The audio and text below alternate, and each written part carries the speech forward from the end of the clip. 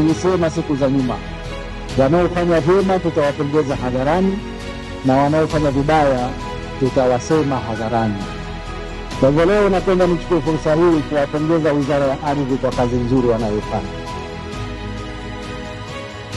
Sekta zao mbili hizi za ardhi na makazi zote wanazitendea haki.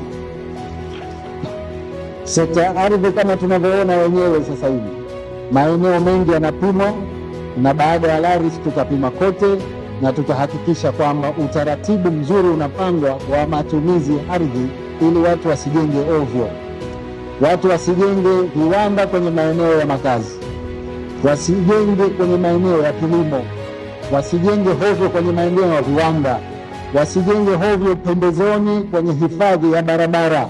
Hayo yote yatawezekana kwa mradi huu, na kwa maana hiyo nawashukuru kamisheni kwa kazi hii inayoendelea.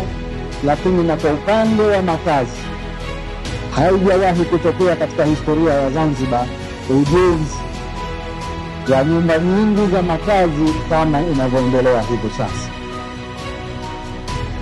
Sina shaka baada ya muda mfupi ujao tutaweka utaratibu mzuri wa kuwawezesha wafanyakazi wote wa serikali waweze kumiliki nyumba zao kupitia utaratibu.